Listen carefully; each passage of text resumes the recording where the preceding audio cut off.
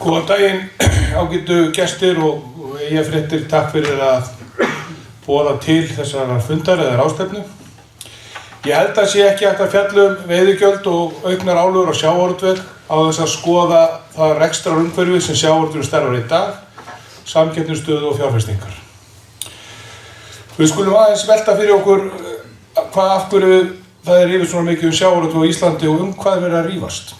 Það nefnilega þannig að greinin á Íslandi, og við erum að bera okkur saman við Noreg, að greinin á Íslandi hefur stækkað mikið. Fyrirtækjum hefur fækkað, fjárfestingar eru gríðarlega miklar og tölurnar eru stórar. Það hefur oft kallað á ósanngjarna og ómálefnalega umræðu og í henni, og það skrifast kannski aðeins á okkur sem störfum í greininni, að þar höfum við mátt kannski taka meiri þátt og taka harðar á móti allavega mestu vitleysunum og því ómálefnalegasta. Í gær sýndi Ísfélagið nýtt skip heima í VF1. Það skip kostaði til dæmis 5 milljarða en hagnaður Ísfélagsins á síðasta ári var 2,1 milljarður.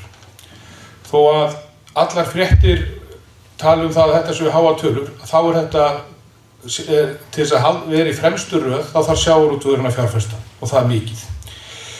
Okkur hefur mistekist að hluta til að útskýra þetta háa hlutfall sem fer af afkomu greinarinnar sem fer í fjárfestingar og hver skattspor greinarinnar Því oft á tíðum þannig látið umræðinu að sjávarútvegur greiði litla sem enga skatta.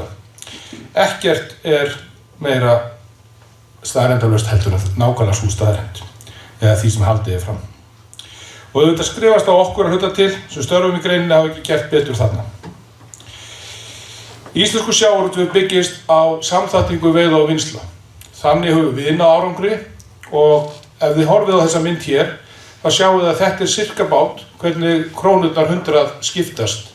Því við erum með fiskvinnslu hér á Íslandi og ég kem betur að það síðar í fremstu röð í heiminum. Meðan í Noregi fara 20% af þorski óunnið úr landi.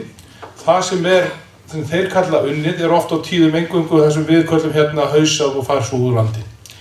Þarna höfum við náð mikilli forystu og ég held að það megi ekki taka upp norsk viðmið í íslensku sjávarútvegi nema maður vilja horfa á þessar afleiðingar og sjá svo fiskvinnsluna hverfa úr landi líkt og gerist í Noregi. Ef við förum í skattspor sjávarútvegsins, þá það hátt í 90 milljarðar. Skattspor eru allar þær greiðslur sem fara til laun, lífeyrissjóðir, tryggingagjald og kolefnisgjald sem nú verða tvöfalt á milli ára by the way og auðlindagjaldið, sjáum við hérna, 10,1 milljarður og lítill hluti af þessu heildarskattspori okkar. Og fiskvinnslan skilar sirka bát 35–40% af þessu skattspori sem eru 35 milljarðar í kringum það, sem eru þá 3,5 sinnum veiðigjöldin. Það þetta sem að skila sér til sveitafélagana í útsvari. Það þetta sem að skila sér í fjárfestingum í tæknifyrirtækjum sem þjónusta sjávarútveg og það þetta sem varðar fiskvinnsluna sem búin að skila íslensku sjávarútvegi í fremstu röð. Og það vita það allir hérna inni og rauninni held ég allir sem tala sjávarútveg að tvöfalda skatta, auðlindaskatta á eina atvinnugrein mun að sjálfsögðu hafa áhrif. Það getur ekki verið að þeir ágætu stjórnmálamenn, þar á meðal forsætisráðherra sem hagfræðingur, horfa á þessa mynd og skilji það ekki að þegar tvöfaldar auðlindagjaldið, þá myndu hafa áhrif á skattsporið annars staðar. Auðvitað kann það að vera þannig að það pólitískt betra að segjast hafa tvöfaldar auðlindagjaldið þó að skattsporið í heild sinni lækki. En við erum ekkert í þeim business eins og sumir stjórnmálamenn að geðjast fólki í Reykjavík með einhverju vitleysu. Þannig að ég tel að ef við erum að ræða sjávarútveg þá þurfum við að vernda þetta og þessa tölu. Það hún sem skiptir Ísland máli. Við erum kannski ekki nógu góðir í því að þarna bara að tala beinar greiðslur. Kvikmyndageirinn á Íslandi sem nýtur mikil stuðnings frá ríkinu hefur dreiknað þá út að hver króna sem ríkið veri í kvikmyndagerð skila sér í 3 í beinum og óbeinum tekjum. Ef þú horfir á sjávarútveginn þá þýðir það að 7 krónurnar sem ríkið setur við kostnað fyrir sjávarútveg skila sér í 90 krónum í beinhörðum skattspori. Í dag sjávarútvegur í samkeppni við ríkisstyrktan sjávarútveg víða Evrópu. Í Noregi, sem ég veit ekki hvort að stjórnmálamenn vilja taka upp hér, fer mikill hluti fisks óunninn úr landi. Á Íslandi erum við að borga hæstu laun í fiskvinnslu í heiminum. Þetta eru tölur síðan 2023. Við erum að borga 4.200 krónur með launatengdum, síðan þá hefur þetta hækkað 11% held ég. Noregur borgar 3.400 krónur og ríkisstyrktar vinnslur í Póllandi borga 1.100 krónur. Það þýðir það að launakostnaður Íslendinga að þú færð 4 pólverja vinnu fyrir hann. Auðvitað þýðir þetta það að við höfum náð að verja fiskvinnsluna með miklum fjárfestingum, þannig að framleiðni í fiskvinnslunni er mjög há. Þessi samkeppni bara að fara harðnandi og því meiri sem álögurnar verða sjávarútveg að þá er augljóst hvað gerist. Menn reyna að bregðast við.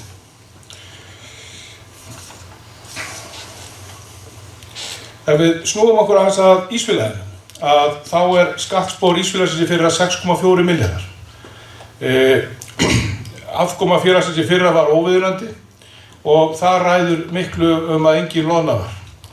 Og við, svo sem erum vanir því að loðnan klikkar árin og það er eitthvað sem við bara bregðumst við. Fyrirtækin eru orðin mjög sterk og stöndu og standa það af sér. En það verður erfiðara að standa það af sér. Það þurfa að endalaust að hækka að mæta hærri gjaldtöku þar sem allt er sogið út úr atvinnulífinu í Vestmannaeyjum.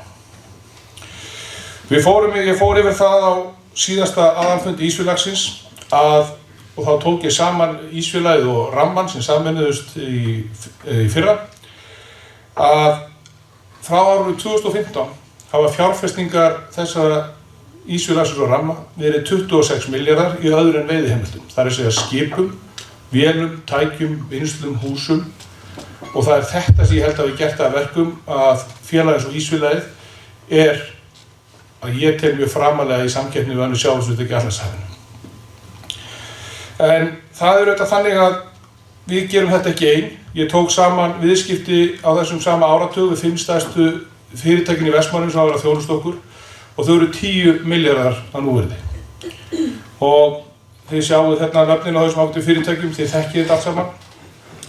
Við erum gríðarlega mikilvægt fyrir þau og það er gríðarlega mikilvægt fyrir okkur að hafa aðgang að öflugum fyrirtækjum sem geta þjónustað okkur og tryggt það að við getum haldið áfram að byggja upp okkar starfsemi.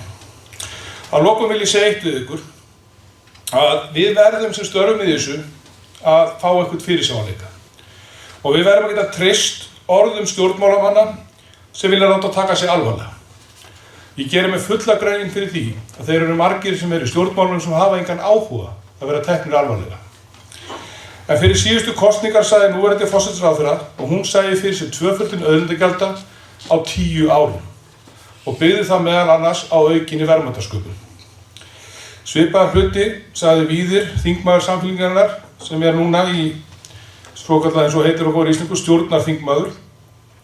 Ég tel að grein eins og sjávarútvegur eigi það skilið að það sé unnið með staðreyndir og réttar tölur og það sé rætt greinina með málefnalegum aðferðum.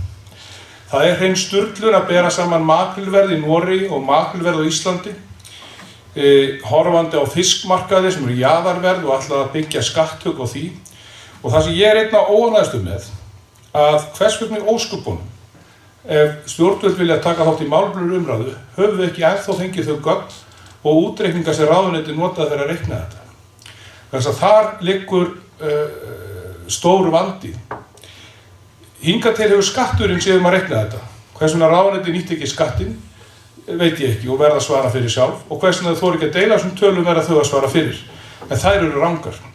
Það þýðir nefnilega það að ef þetta er rétt sem SFS og fleiri hafa reiknað út að gjaldið í ár verður ekki 10 milljarðar sem er grunnur eins og ráðuneytum átta, heldur 12,5, þá erum við að tala að auðlindagjaldið er ekki að fara að tvöfaldast, það er að fara að þrefaldast á stað eins og Vestmannaeyjar ef það verður ekki, þessar forsendur verður ekki lagðar. Og það er synd að sjá að fólk hafi ekki notað skattin sem búin að reikna þetta aldrei sára að efast engi að það sé rétt eða að fengi eitthvað þriðja aðra til að finna út úr því. En það þýðir auðvitað að það getur varla hafa verið markmiðið að alltaf þrefalda auðlindagjöld á Vestmannaeyjar. Takk.